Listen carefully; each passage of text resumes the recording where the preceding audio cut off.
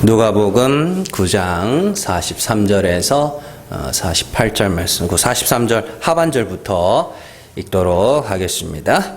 그들이 다 그 행하시는 모든 일을 놀랍게 여길새 예수께서 제자들에게 이르시되 이 말을 너희 귀에 담아두라. 인자가 장차 사람들의 손에 넘겨지리라 하시되 그들이 이 말씀을 알지 못하니 이는 그들로 깨닫지 못하게 숨긴 바 되었음이라.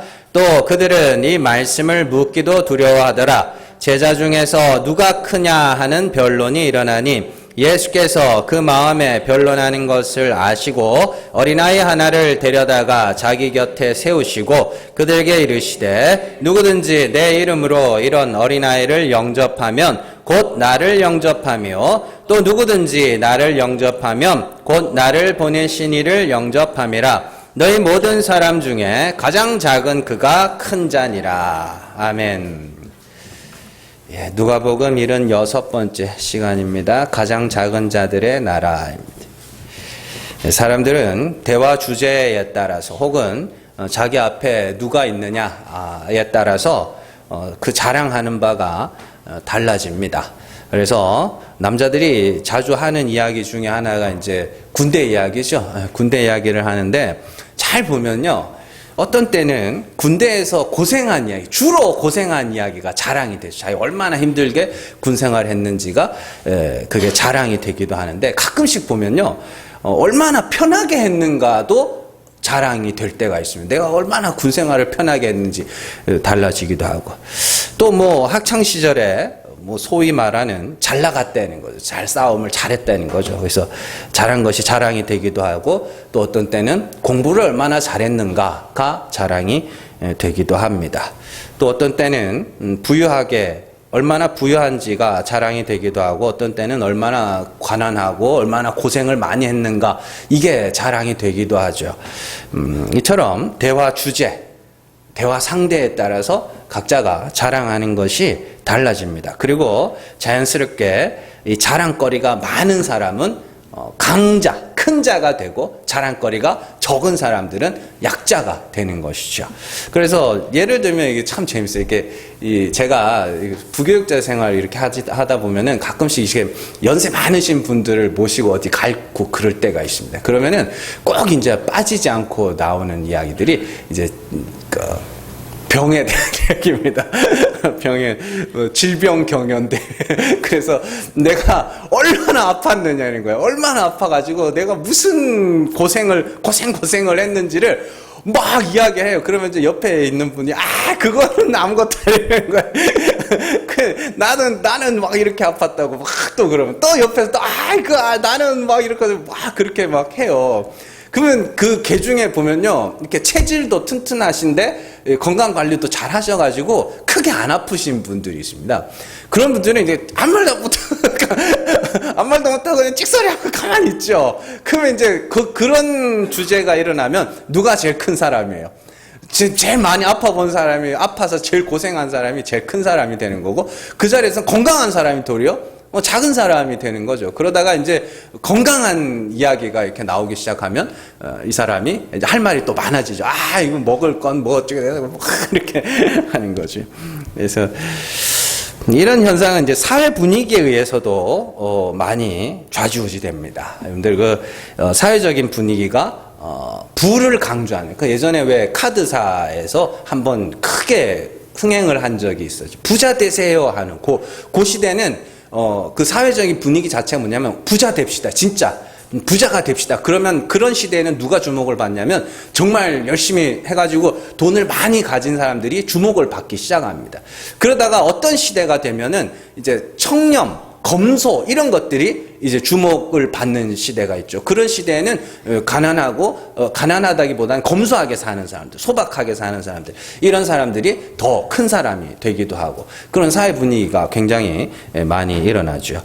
성경에도 이와 같은 모습들이 가끔 나타날 때가 있거든요. 여러분들 사무엘이 하나님의 보내심을 받아가지고 이새의 집을 찾아갑니다. 이새의 집을 찾아가는데 그때 이제 이새의 아들이 이세 아들 몇 명이에요?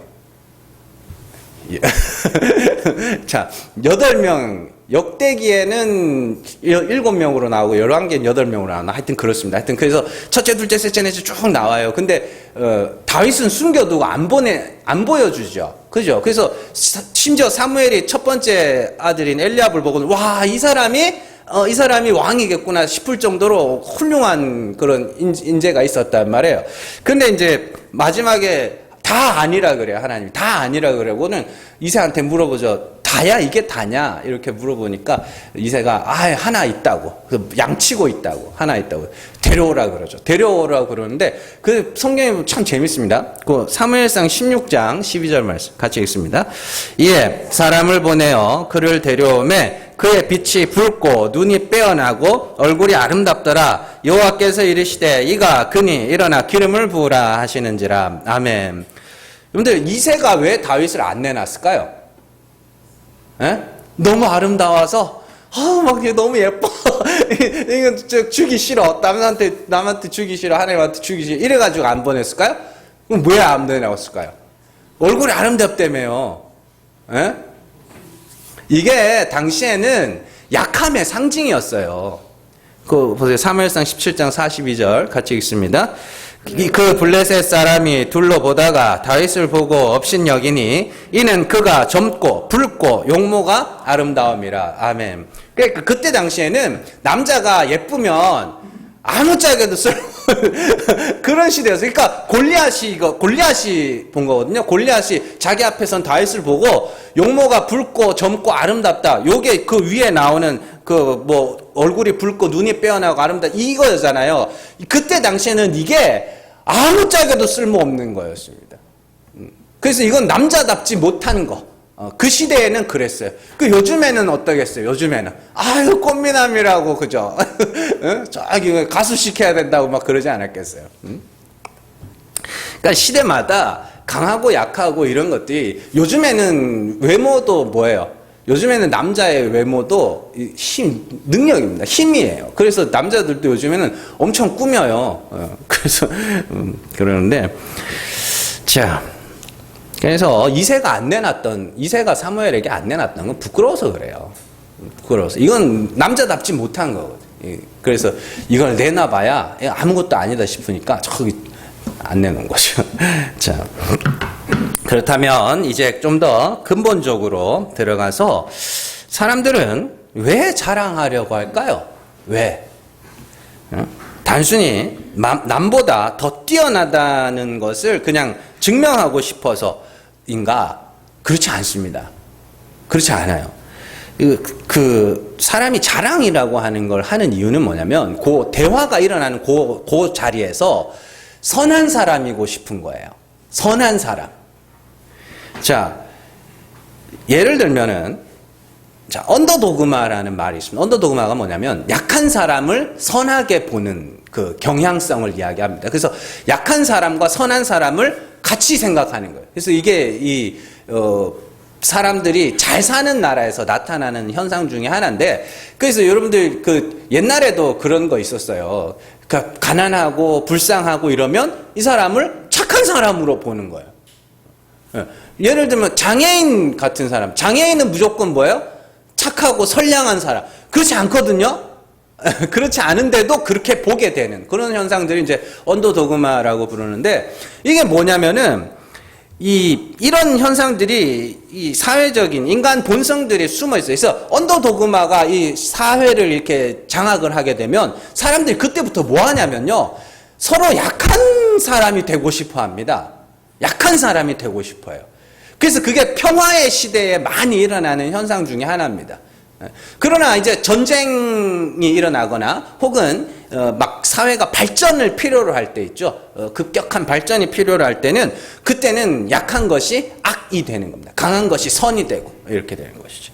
이게 이제 굉장히 중요한 것입니다. 이게 인간 본성 안에는 선한 사람이 되고자 하는 욕망이 있는 거예요. 그래서 그걸 자랑으로 표현을 하는 겁니다. 내 자랑하는 것. 선한 사람이 돼요. 이처럼 선한 사람이고 싶어하는 마음을 가진 사람들에게 오늘 말씀을 주면 다들 너나 없이 가장 작은 사람이 되려고 할 거 아닙니까? 그죠? 그래서 오늘 말씀 거기 마지막에 보시면 너희 모든 사람 중에 가장 작은 그가 큰 자니라 이렇게 되어 있습니다. 가장 작은 사람이 누구예요? 네? 자, 오늘은 그 이야기를 한번 살펴보도록 하겠습니다. 우리가 먼저 살펴볼 말씀은 43절부터 45절의 말씀입니다. 예수님께서 귀신을 쫓아내신 후에 제자들에게 인자가 장차 사람들의 손에 넘겨지리라 이렇게 말씀을 하시자 사람들이 이 말씀을 알지 못했다 이렇게 이야기를 합니다. 자, 사실은 이게 뭐냐면 예수님의 말씀을 줄여놓은 거예요. 줄여놓은 거라고요.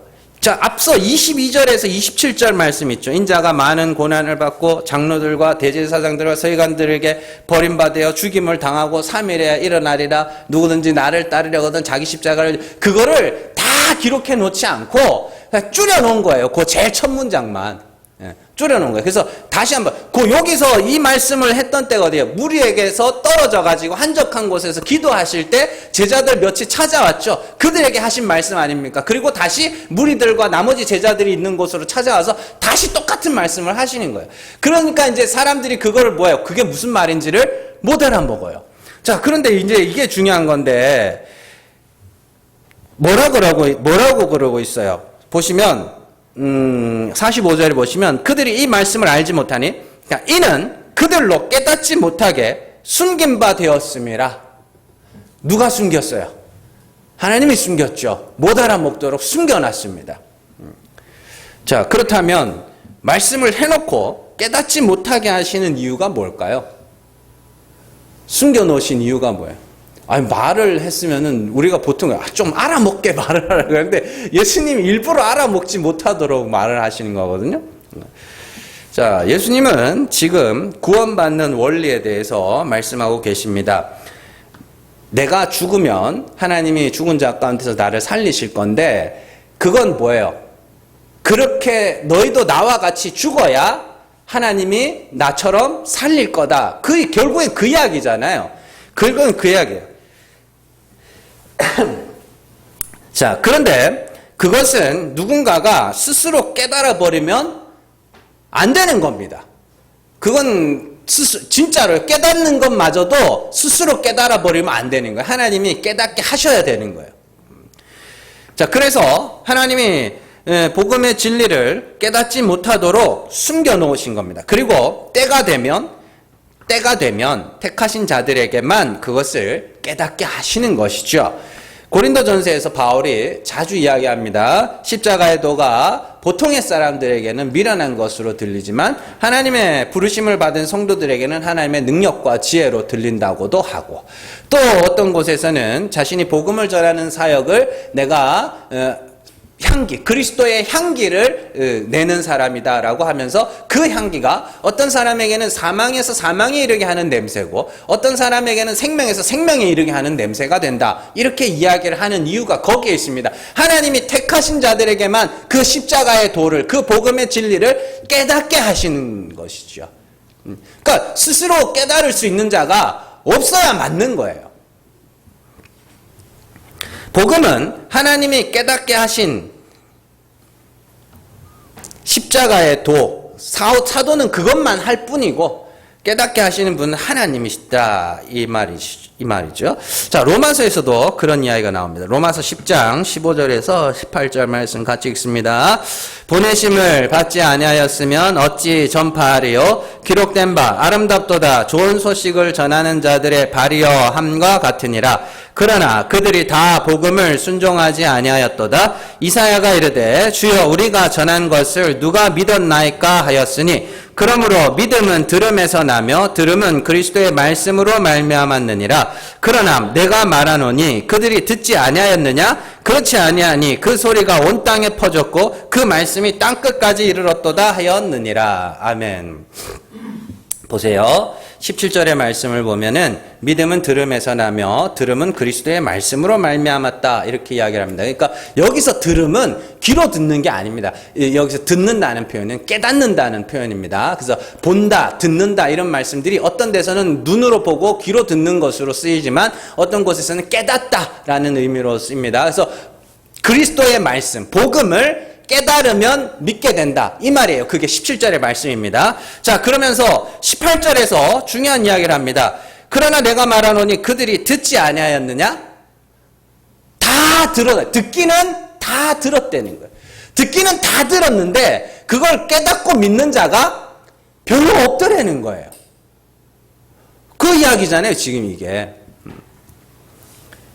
자, 그래서 그 복음이 사도들과 성도들을 통하여 땅끝까지 퍼져나갔고 모든 사람들이 다 들었다. 문제는 16절에서 그러나 들은 바 사람들이 그걸 다 믿지 못하더라. 복음에 순종한다는 건 믿는 걸 이야기합니다. 자, 순종하지 않았다 합니다. 왜냐하면 복음은요, 사람이 귀로 듣고 스스로 깨달아 믿을 수 있는 말씀이 아니기 때문입니다. 자, 바울이 로마서 10장에서 특별히 지목하고 있는 대상들은 이제 유대인들이거든요. 그래서 사도 바울의 사도행전의 사역에 보면 제일 먼저 어느 동네를 가든지 간에 제일 먼저 들르는 곳이 유대인의 회당입니다. 거기서 제일 먼저 복음을 전해요. 그리고 그 복음이 전해질 때 사람들이 어떻게 해요? 믿는 자가 있고 안 믿는 자가 있고 이렇게 나뉘게 되는 것이죠. 그러니까 성경을 안다고 하는 자들, 하나님을 안다고 자부하던 자들에게 복음을 전했더니 그들 중에 알아듣는 자가 거의 없더라. 이런 이야기입니다. 왜냐하면 그 복음은 택하신 자들에게만 들리기 때문입니다. 어떤 느낌이냐면은 이게 참 재밌는 게 그 나라마다 거의 대부분의 나라들마다 그 신랑 신부 결혼할 때 얼굴을 가리는 거 아세요? 우리나라도 이렇게 면사포는 아니지만 옛날에는 어떻게 했어요? 이게 얼굴을 가리죠? 그리고 이렇게 요만큼만 내보내죠. 그리고 유럽 문화, 지금 우리나라의 결혼 문화는 지금 유럽 문화를 많이 따르고 있지만 거기서도 면사포를 쓰고, 그 다음에 제일 대표적으로 이제 이슬람권의 히잡이나 부르카나 이런 것들, 이제 부르카는 보셨어요? 아프간인데 얼굴까지 완전 다 뒤집어 쓰는 거예요. 그 점으로 이렇게 해가지고. 그게 뭐냐면 이 신부들이 함부로 얼굴을 보여주면 안 돼요. 예. 누구한테만 보여주잖아요. 신랑한테만 보여주는 겁니다. 그래서 결혼식 때 면사포 이렇게 들춰보는 그 요즘엔 안 하잖아요. 결혼식 저희도 안 했습니다만 왜 이렇게 들춰는 게 뭐냐면 신랑한테만 그 얼굴을 보여주는 거예요.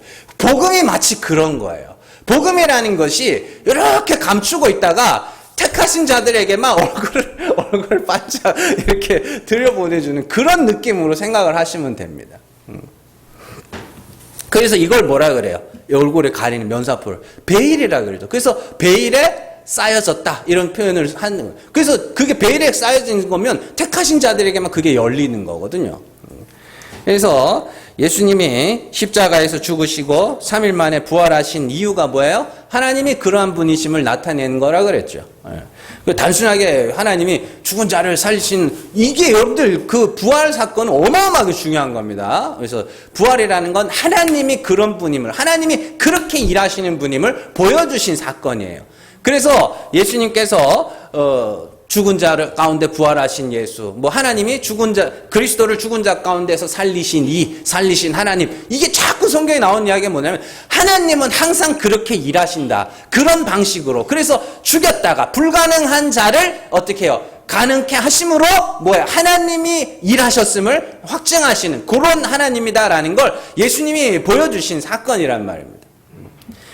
그래서 그리스도의 죽음과 부활을 통해서 하나님이 죽은 자를 살리시는 분이심을 알게 된 자들은 그리스도와 같은 죽음을 죽어야 한다는 이 간단한 진리, 이걸 깨닫고 나면 성경을 보는 눈이 완전히 뒤집어지게 되어 있습니다. 달라져요. 읽어가는 방식이 달라진다고요. 그리고 우리의 신앙생활의 방향이 달라지고 알지 못했던 말씀들을 깨닫게 되고 무엇을 가르쳐야 하는지도 알게 되고 결정적으로 여러분들이 말씀을 분별할 수 있게 돼요. 전에는 저거지 하던 말씀들이 이제는 저거 아닌데 그렇게 되고, 예전에는 저게 뭔 소리야 했던 것들이 이제는 들리기 시작하는 겁니다. 너무 간단한 건데 사실은 성경이라는 건 하나님이 어떠한 분인가를 아는 것, 하나님이 어떠한 분으로 알고 있느냐에 따라서 성경은 완전히 읽는 방식이 달라지게 돼요.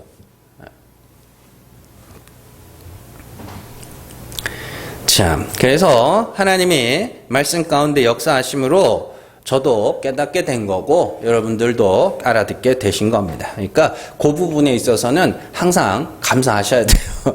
자, 그렇게 예수님이 깨닫지 못할 말씀을 하신 후에 제자들 사이에 누가 크냐 하는 변론이 일어나게 됩니다. 이거 다 연결되는 말씀이에요. 자, 여기서 중요한 것이 과연 제자들은 무엇을 가지고 누가 크냐 하는 변론을 했을까요? 에? 나이 먹고 그냥 누가 키 크냐 뭐 이런 걸로 누가 키 크고 누가 덩치 크고 뭐 아니면 누가 더 나이가 많냐 뭐 이런 걸로 누가 크냐 변론했겠어요? 이게 중요한 거예요. 뭘 갖고 했을까요? 뭘 갖고?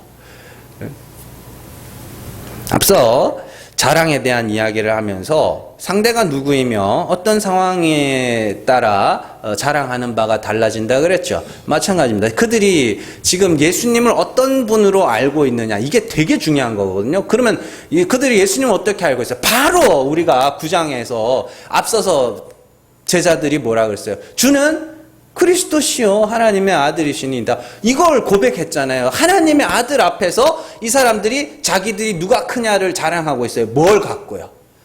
행위요. 나의 경건, 신실함, 행위 이런 것들요.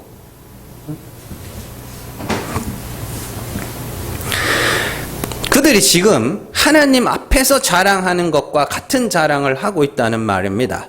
진리를 알지 못하는 사람들이 하나님 앞에서 뭘 자랑하겠어요? 자신의 신실함과 거룩함과 신령함과 자기의 공로와 자기가 얼마나 많은 일들을 행하였는지 그런 것들로 자기를 누가 큰가를 다투는 거죠. 마치 바리새인과 서기관들이 경문과 옷수를 길게 하여서 누가 더 많은 행위를 가지고 있는가를 다투는 것과 똑같은 종류의 그러한 다툼입니다. 마태복음 23장 5절에서 7절 같이 읽습니다. 그들의 모든 행위를 사람에게 보이고자 하나니 곧 그 경문띠를 넓게 하며 옷수를 길게 하고 잔치의 윗자리와 회당의 높은 자리와 시장에서 문안받는 것과 사람에게 랍비라 칭함을 받는 것을 좋아하느니라. 아멘. 이런 다툼이요. 이들이 뭘 갖고 그러겠어요? 왜 높은 자리, 뭘 갖고 높은 자리를 차지하려고? 자기가 얼마나 하나님 앞에서 신실하게 살았는가. 그거 갖고 높은 자리를 차지하려고 그랬다니. 그리고 사람들은 그렇게 하나님 앞에서 신실하면 어떻게 해요? 무난한다는 거 그 사람을 높여준다는 이야기거든요. 여러분들 이게 마키아벨리 군주론에 보면 그런 이야기가 나옵니다. 왕이 임금이 해야 되는 것 중에 하나가 뭐냐면 신실한 자로 보여야 된다. 영적인 사람으로 보여야 된대요. 실제로는 그렇지 않다 하더라도 신실한 사람, 영적인 사람으로 보여야 된다. 이미 그 시대에도 그런 것들이 먹혔던 거죠. 왜요? 그렇게 신령한 사람, 신실한 사람으로 보이면 사람들이 굉장히 존경을 해주거든요.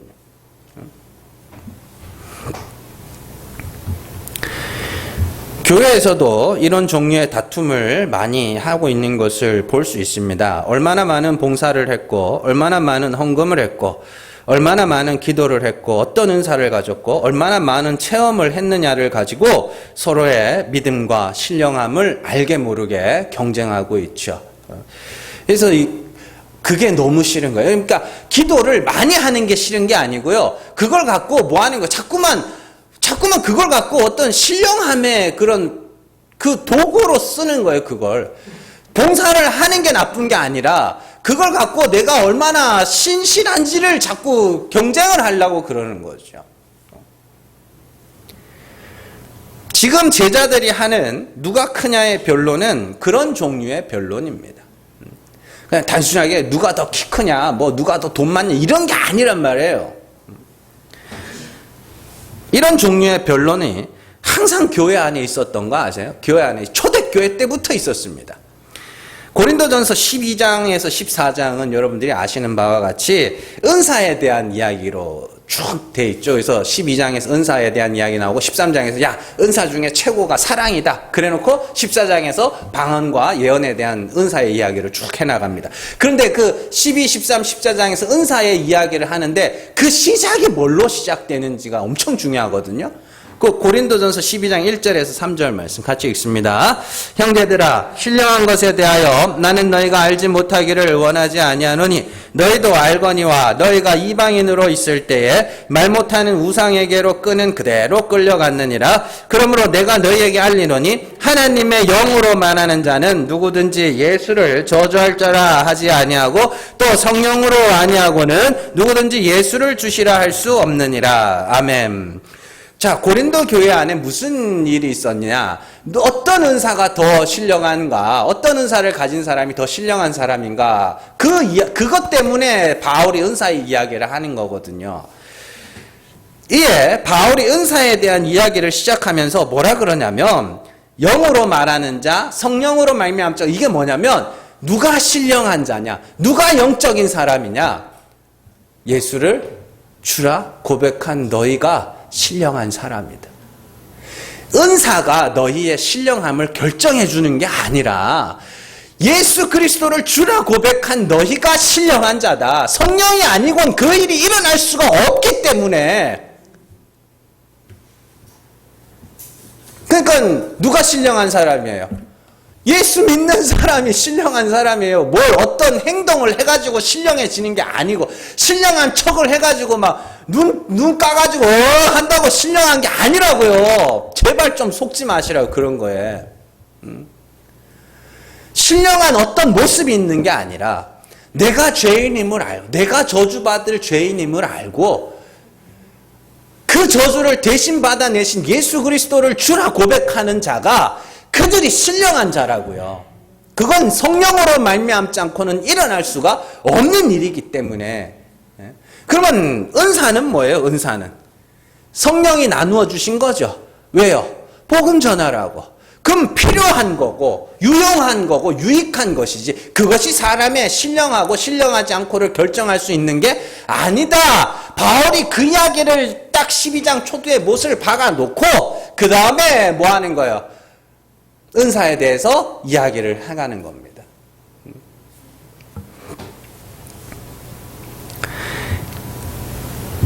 그러니까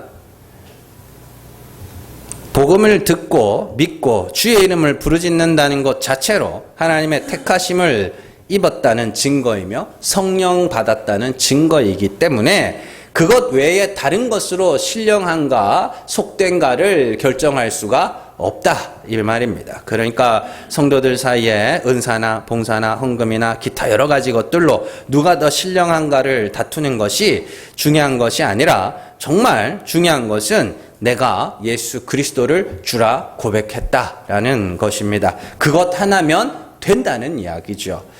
자, 이처럼 제자들이 자신의 신령함, 자기의 행위 이런 것들로 누가 크냐를 변론할 때 예수님이 특이한 일을 행하십니다. 어린아이 하나를 데려다가 자기 곁에 세우신 후에 누구든지 내 이름으로 이런 어린아이를 영접하면 곧 나를 영접하는 것이고 나를 영접하면 나를 보내신 이를 영접하는 것이라 하시면서 너희 모든 사람 중에 가장 작은 그가 큰 자다 이렇게 말씀을 하십니다. 그럼 이게 이해가 되세요? 말씀이 연결이 되시냐고요. 이게 아니 그냥 어린아이 하나를 데려다 놓고 이 어린아이 같이 너희 중에 제일 작은 자가 큰 자다 이렇게 끝내면 되는데 그렇게 안 끝내잖아요. 중간에 이 어린아이 같은 기억도 안 나죠. 이 어린아이를 영접하면 내 이름은 나를 영접하는 것이고 나를 영접하면 나 보내신 이를 영접하는 것이다 해놓고는 너희 모든 사람 중에 가장 작은 그가 큰 자다 이런 이야기를 합니다. 이 말이 이 둘 이야기가 연결이 잘 안 된다고요. 이게 어색하잖아요. 자, 이 말씀을 잘 연결시켜야 이해가 되는 거죠. 먼저 예수님께서 이 말씀을 하신 대상은 제자들입니다. 안 믿는 사람들이나 예수와는 관계없는 사람들이 아니에요. 제자들에게 하신 말씀이죠. 오늘날로 치면 교회에게 하신 말씀이다 이 말입니다. 그리고 자, 중요한 것은 교회는 이제 성도들이 교회죠. 그리스도를 주라 고백하는 자, 그리스도 안에서 거룩함을 입은 자들. 자, 그들이 성도인데, 교회인데, 우리 모임으로서의 교회를 한번 생각해 보죠. 자, 이 교회는 누가 오는 거예요? 누구나 올 수 있죠. 아무나 올 수 있습니다. 그러나 교회의 일원이 되기 위해서는 반드시 거쳐야 하는 예식이 있습니다. 그게 뭐예요? 세례죠, 세례. 교회의 일원이 되기 위해서는 세례를 거쳐야 됩니다. 제가 물로 이렇게 하는 이 세례는 형식적인 거예요. 진짜 세례는 성령으로 말미암아 여러분들에게 임하는 성령 세례입니다. 성령 세례는 뭐예요? 죽는 겁니다. 그리스도와 같이 죽는 거예요. 그걸 세례라 그럽니다. 그럼 그리스도와 같이 죽는 건 내가 죄인임을 고백하고 하나님의 긍휼만을 구하는 것. 그걸 세례라 그래요. 그걸 그리스도와 같이 죽었다고 이야기를 하는 거죠. 자, 그렇다면 그리스도와 같은 죽음을 죽는다는 것은 자신의 죄를 자백하며 하나님의 긍휼만을 구하는 것인데, 그렇게 하나님의 긍휼만을 바라는 자들이 가장 작은 자들입니다. 네? 가장 작은 자들은 그 사람들이라고요. 하나님의 긍휼만을 바라는 것. 어떤 대가와 보상도 아니라 하나님의 긍휼만을 바라는, 내가 죄인입니다. 나는 죄인이라 하나님이 불쌍히 여겨주셔야 구원에 이를 수 있다는 그 사람들이 가장 작은 자들입니다. 그러니까 천국은, 구원은 가장 작은 자들만 얻는 거예요. 뭔 말인지 아시겠어요? 그러니까 이런 말씀들을 보면서 우리가 가장 이 작은 사람들이라도 이렇게 품어줘야죠. 그거 아닙니다. 가장 작은 자들만이 구원을 받는다는 소리입니다. 긍휼을 구하는 자들만이 구원을 얻는다는 소리입니다.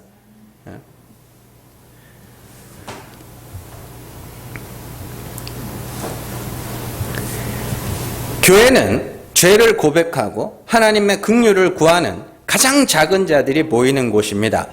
교회는 회개할 것 없는 의인들이 찾아오는 곳이 아니라 자신의 죄를 자백하고 하나님의 긍휼을 구하는 자들이 하나님의 은혜로 세우신 예수 그리스도의 십자가로 말미암은 죄사함으로 말미암아 감사하고 찬송하는 곳이 교회입니다. 그것이 교회가 존재하는 목적이죠. 그래서 교회는 가장 작은 자들의 모임입니다. 가장 작은 자들의 모임. 그리고 가장 작은 자를 영접할 수 있는 자는 가장 작은 자들밖에 없습니다. 예수님이 다른 곳에서는 누구든지 이 어린아이 하나와 같이 되지 않으면 결단코 천국에 들어갈 수 없느니라 이렇게 말씀을 하시죠. 그 말이 뭐냐면, 지금 예수님이 어린아이 하나를 세워놓고 이 어린아이 하나를 영접하면 나를 영접하는 거, 나를 영접하면 아버지를 영접하는 것이라 그러죠. 어린아이를 영접할 수 있다는 이야기입니다. 어린아이만 어린아이를 영접할 수 있다는 이야기라고요. 교회는 모두가 자신의 죄를 자백하고 하나님의 긍휼만을 바라보는 율법에 대하여 죽은 자들의 모임입니다. 그런데 그런 교회에서 누가 거룩하고 신령한가를 다툰다는 것은 말이 되지가 않는 것이죠. 교회는 예수 그리스도의 십자가 외에는 어떤 자랑도 허용되지가 않는 곳입니다. 왜냐하면 다 법에 대하여 뭐한 거예요? 죽은 자들이기 때문입니다. 하나님이 불쌍히 여겨주시는 방법 외에는 구원받을 길이 없다는 걸 고백한 자들이기 때문입니다. 다 작은 자들이에요. 이 말씀을 보면서 우리는 어른인데 어린애 같은 애들을 우리가 받아줘야지, 거짓말입니다. 그거 안 되는 거예요. 다 작은 자들입니다. 다 작은 자들입니다. 전부 하나님 은혜만을 구하는 자들이 모여가지고 누가 와가지고 자기 죄를 고백하고 이러는 사람들을 보면서 괜찮다고. 그게 교회입니다. 그래서 교회에는 뭐예요? 차별이 없는 겁니다. 여러분들 애들 모임에 가면은 차별 있어요, 없어요? 조그만 애들, 초등학교, 유치원생들 이런 데 차별 없어요. 되게 웃긴 게, 이 미국 사회에는 지금 막 이렇게 여러 인종들이 섞여 있잖아요. 근데 이렇게 미국 사회 안에서도 자꾸 이 백인 애들이 흑인 애들을 자꾸 이렇게 싫어하더래요. 멀리 하더래요. 그래가지고 그 이유를 물어봤대, 애들한테. 물어봤더니, 이제, 얘네들은 이 피부가 새까만 거가, 태어나면서 피부가 새까맣다는 걸 인식을 못 해가지고, 이 더럽다고 느낀대요. 안 씻어서 시커멓다고 느낀대요. 그래서 이게 선생님이 데려다 놓고, 아, 얘는 날 때부터 이렇게 새까맣게 태어났다 그러면, 그때부터 편견이 완전히 사라진대요. 이건 제가 지어낸 얘기, 책에 나오는 이야기입니다. 실제로 그래요. 그래서 유치원생들의 이런 것들은요, 이런 애들은 차별이 없어요. 나이가 먹어가면서 생기는 거지. 그래서 야고보가 그리스도 안에 있는 자들은 절대 차별할 수 없다고 이야기를 하는 겁니다. 야고보서 2장 1절 말씀 같이 읽습니다. 내 형제들아, 영광의 주 곧 우리 주 예수 그리스도에 대한 믿음을 너희가 가졌으니 사람을 차별하여 대하지 말라. 4절에서 5절 같이 읽습니다. 너희끼리 서로 차별하며 악한 생각으로 판단하는 자가 되는 것이 아니냐. 내 사랑하는 형제들아, 들을지어다. 하나님이 세상에서 가난한 자를 택하사 믿음에 부유하게 하시고 또 자기를 사랑하는 자들에게 약속하신 나라를 상속으로 받게 하지 아니하셨느냐. 아멘. 5절 말씀, 내 사랑하는 형제들아, 들을지어다. 하나님이 세상에서 가난한 자를 택하사 믿음에 부유하게 하시고 자기를 사랑하는 자에게 약속하신 나라를 상속으로. 구원은 전부 그렇게 얻는다. 구원은 전부 세상에서 가난한 자들을 택하여 믿음으로만 채우셔서 구원을 얻는다. 그러면 차별이 있으면 돼요, 안 돼요? 안 돼요. 땅의 것이 더해질 수가 없기 때문에 어떤 차별도 존재해서는 안 된다는 이야기입니다. 그러면 결국엔 다 뭐예요? 다 가장 작은 자로, 다 가장 작은 자로, 긍휼만을 구하는 자로 다들 그렇게 구원받는다는 이야기입니다. 그래서 차별하면 안 된다라고 이야기를 하는 겁니다. 단순히 차별은 나쁜 거니까 하지 마가 아니라 구조상, 시스템상, 원리상 차별이 존재할 수 없는 구조로 구원이 이루어진다는 이야기죠. 누군가가 인간의 행위를 근거로 차별하는 자가 있다면 그가 바로 죽은 믿음을 가진 자입니다. 왜요? 믿음이 죽은 믿음이, 행함이 없는 믿음이 어떤 믿음인데요? 긍휼의 행함이 없는 믿음이잖아요. 자기가 죄인인 줄 모르는 자들, 그래서 하나님의 긍휼을 구하지도 못하는 자들, 그들이 행함이 없는 믿음 아닙니까? 그들에게는 반드시 뭐가 있어요? 차별이 나올 수밖에 없다니까요. 교회는 자신의 죄를 자백하고 하나님의 긍휼만 구하는 자들이 모이는 곳이기 때문에 이곳은 자신의 죄를 자백하는 자들을 받아줄 수밖에 없는 겁니다. 그런데 사람이 어떻게 죄를 자백하고 어떻게 하나님의 긍휼을 구하게 됐으며 어떻게 그리스도를 주라 고백하게 됐어요? 성령으로 말미암아. 스스로 한 게 아니죠? 에? 자, 하나님이 눈과 귀를 열어주셔서 참 하나님이 죽은 자를 살리시는 하나님이심을 그리스도를 통하여 알게 됐고, 그리고 성령이 우리 안에서 역사하여 어떻게 그리스도와 같이 죽게 됐죠. 그러면 그 가장 작은 자는 누가 함께 하시는 자예요? 삼위 하나님이 같이 하시는 사람이죠. 그래서 오늘 말씀을 잘 보면 가장 작은 자 하나, 어린아이 같은 자 하나를 영접하는 게 곧 나를 영접하는 거고, 나를 영접하는 게 나를 보내신 이를 영접하는 거죠. 왜요? 하나님이 아니면, 하나님이 함께 하시는 자가 아니면, 그리스도가 함께 하시는 자가 아니면, 성령이 역사하시는 자가 아니면 그렇게 가장 낮은 자가 될 수 없기 때문이에요. 그러니까 우리가 가장 작은 자들의 모임인 교회가 사람들에게 착한 삶을 요구하는 게 아니라 정말 자신의 죄를 고백하고 하나님의 긍휼을 구하는 자들을 받아줄 수 있는 그런 교회가 돼야 되는 것이고, 그게 우리의 신앙생활이 돼야 되는 것이죠. 성령이 우리를 어느 방향으로 끌고 가는지 아는 것이 이렇게나 중요한 겁니다.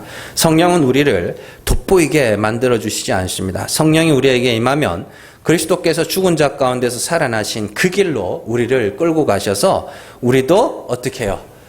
죽은 자로, 가장 작은 자로 만들어 가시는 겁니다. 그러니까 나는 어른인데 어린아이 같은 성도를 받아줘야지, 그런 교만 떨지 마세요. 아닙니다. 그렇게 성령의 인도하심을 따라 죄가 드러나서 하나님의 긍휼을 바라는 자들에게 있어 자랑거리는 예수의 십자가요, 찬송할 거는 하나님의 은혜밖에 없게 되는 것이죠. 그래서 눈과 귀가 열린 성도는 많은 행위를 자랑하는 자들을 예전에는 우러러보고 나도 그 사람처럼 돼야지 이런 도전을 받기도 하고 그랬지만 어느 순간부턴가 그들을 도리어 경계하게 됩니다. 저희 이제 저희는 양가의 조카들이 꽤 많아요. 그래서 저희 형네 누나네 애가 이제 셋씩이잖아요. 한 번에 모이면 애들 막 9이에요. 이쪽은 또 저기가 처남집이 애가 7이에요. 그래서 한테 모이면 10입니다. 그래서 저는 아주 그냥 이렇게 돌아버리면 그런데 이제 애들끼리 막 노는데 어른이 가면 어떻게 돼요? 예? 이게 경계합니다. 예. 교회는 그리스도 안에서 어린아이와 같이 되어서 하나님의 은혜, 하나님의 긍휼만을 바라는 자들이 모인 것이거든요. 근데 여기서 누군가가 자기를 내세우는 어른 같은 자가 하나 나타나면 그 사람을 경계해야 돼요. 그 사람을 따르고 높이고 그 사람을 나도 저렇게 돼야지 도전을 받는 게 아니라 하나님 은혜 아니면 아무것도 아닌데 이게 이렇게 돼야 되는 거라니까요. 싫어하라는 게 아니라 거기가 교회입니다. 교회가 어떤 곳인지 성경이 참 재밌게 보여주는 도구가 있습니다. 가룟 유다가 예수님의 목숨값으로 받은 돈이 은 30이죠. 은 30. 그리고 그 은 30으로 뭐 했어요? 가룟 유다가 예수님 주의 이건 아니다 싶어가지고 제사장들의 발에 던져놓죠. 그리고 그 제사장들이 이걸 곳간에 넣어두면 안 되니까 어떻게 해요? 그걸 팔아가지고 밭을 삽니다. 피밭, 아겔다마. 알죠? 자, 마태복음 27장 6절에서 8절 같이 읽습니다. 대제사장들이 그 은을 거두며 이르되 이것은 핏값이라 성전고에 넣어둠이 옳지 않다 하고 의논한 후 이것으로 토기장에 밭을 사서 나그네의 묘지를 삼았으니 그러므로 오늘날까지 그 밭을 피밭이라 일컫느니라. 아멘. 예수님의 핏값으로 산 걸 뭐라 그래요? 피밭. 그리고 예수 그리스도의 피로 값주고 사신 교회. 그 피밭이 곧 뭐예요? 교회입니다. 그리고 교회를 뭐로 썼다 그래요? 에? 7절에 토기장의 밭을 사서 나그네의 묘지를 삼았다. 나그네는 누구예요? 성도. 베드로전서 2장 11절 같이 읽습니다. 사랑하는 자들아 거류민과 나그네 같은 너희를 권하노니 영혼을 거슬러 싸우는 육체의 정욕을 제어하라. 아멘. 나그네 누구예요? 성도. 그러니까 교회는 뭐예요? 나그네의 무덤. 여기서 우리는 뭐 하는 거예요? 다 죽는 거예요. 죽는다는 게 뭐, 여러분들 뭐 이렇게 돌아가시면 제가 뭐 임종 예배 다 드릴 겁니다만은 그런 죽는 게 아니고 여기서 우리가 뭐 하는 거예요? 가장 작은 자로, 가장 가난한 자로, 하나님의 긍휼만을 바라는 자로 그렇게 죽어가는 곳이 교회라는 곳입니다. 예. 잘 기억을 하세요. 그래서 정말 무덤에는 산자들이 있으면 안 됩니다. 무덤에는 다 뭐예요? 죽은 자들만 있어야 됩니다. 그리고 여기서 그러나 그렇게 죽는 것이 곧 뭐예요? 사는 거죠. 왜요? 하나님은 죽은 자를 살리시는 분이기 때문에 잘 기억하시고 가장 작은 자가 되세요. 나는 어른이고 너는 가장 작은 자니까 내가 너를 이렇게 해줘야지. 그런 교만함을 떨지 마시고 내가 가장 작은 자가 되셔야 됩니다. 그래야 가장 작은 자들 뭐 하는 거예요? 편견 없이 차별 없이 받아줄 수 있는 겁니다. 여러분들 항상 가장 작은 자로서 하나님의 긍휼을 구하는 저 여러분들 되시기를 주님의 이름으로 축원합니다. 기도하겠습니다.